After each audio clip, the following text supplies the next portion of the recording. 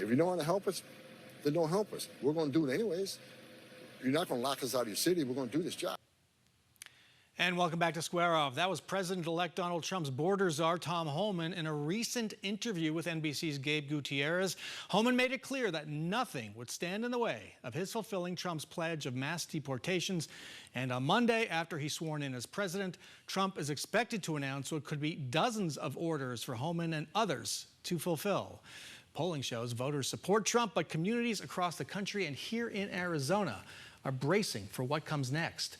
Joining us with that perspective, Reina Montoya, founder and chief executive officer of Aliento, a nonprofit that serves DACA recipients, undocumented immigrants, and families with mixed immigration status, and Daniel Ortega, a Phoenix attorney and longtime leader of national Latino civil rights organizations. Welcome to you both. Reina, you're a DACA recipient yourself. What's the conversation like with you, your family, folks around you you talk to every day? I think for now, something that is very palpable is the fear and the uncertainty. However, we're telling people to remain calm, but at the same time prepare for what is to come, get their papers in ready, and then try to figure out if there's a potential way that they can adjust their immigration status as well. Danny, what are you hearing? Well, first of all, I concur that we are encouraging the community to keep calm. The reality of what's about to occur is something that we all have to be concerned about. But at the end of the day, I keep reminding people that immigrants have civil rights, and they have remedies under the immigration laws to deal with what Donald Trump is calling mass deportations, which I believe are not going to happen to the extent that they are saying politically, but will have an impact on our community. Put this in perspective, what you've seen over the last several decades when it comes to immigration crackdowns, that kind of thing, what we saw here in Arizona in the 2000s under Joe Arpaio. How does this compare? Because he's got Trump has a long list of things he wants to do. Well, first of all, I think we have to be realistic about the cost of it. And he clearly has said he's going to put whatever money he wants into it to make it effective. We understand it's going to take $300 billion to do part of what he wants done. So at the end of the day, he's going to end up like Arizona, where there's going to be a public upheaval over deportations that not only affect the individuals that may be here undocumented, but business and those who rely on people who do the work that's necessary for this country and for this state. Reina, how do you think about the fact that Donald Trump won Arizona in no small part due to Latino voters? I know there's a lot of conflict within Latino families about voting for Trump. What does that tell us about the Latino population today? The Latino population has always been very complex. I think the reality is that Arizona has been hurting by the economy, and I think that oftentimes people, when I talk to some folks that potentially voted for Trump or they disclose that they voted for Trump, they said that they don't think he's gonna come after people like me, dreamers, Americans who have been paying taxes, maybe they are undocumented Americans who have been paying taxes, going to school, doing the best that they can to survive, and they don't think that that's going to happen, which we'll have to wait and see. But now it could be happening. Will this be a wake-up call?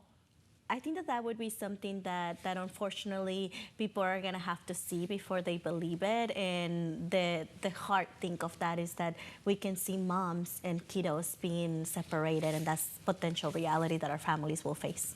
Danny, what about your allies, political allies here in Arizona? We saw Arizona Governor Katie Hobbs, Senators Mark Kelly and Ruben Gallegos support a Republican bill that would expand undocumented immigrants' exposure to deportation.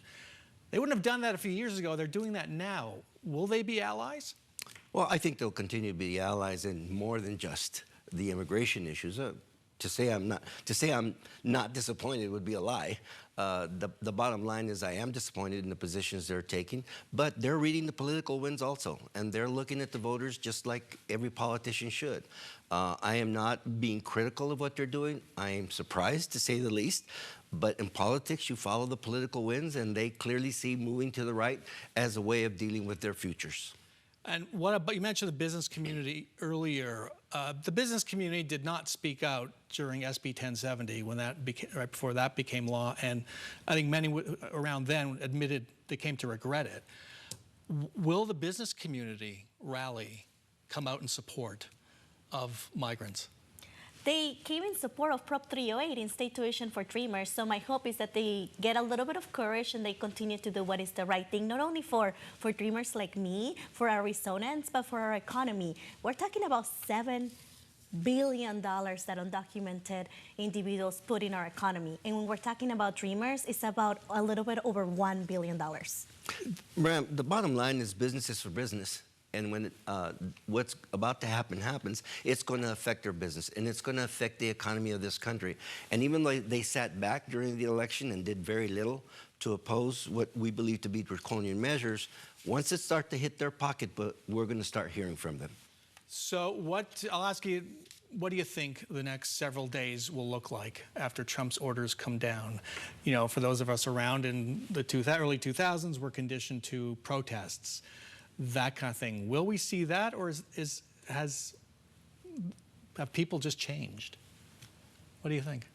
I think that the reality is that people are worried about their future. We are going to remain vigilant, continue to remind people that they do have rights. I think that right now there's a lot of uncertainty, a lot of fear, but I know our students are going to continue to go to school and thrive and continue to be part of our American fabric. The bottom line is that the activism that we saw during the SB 1070 days has not shown up recently. And I say to our community and those of us who support human rights and those of us who understand due process, that they come forward and began to show their disagreement with what's about to happen. But at the end of the day, Bram, I am disappointed at how we have done so little in compared to SB 1070.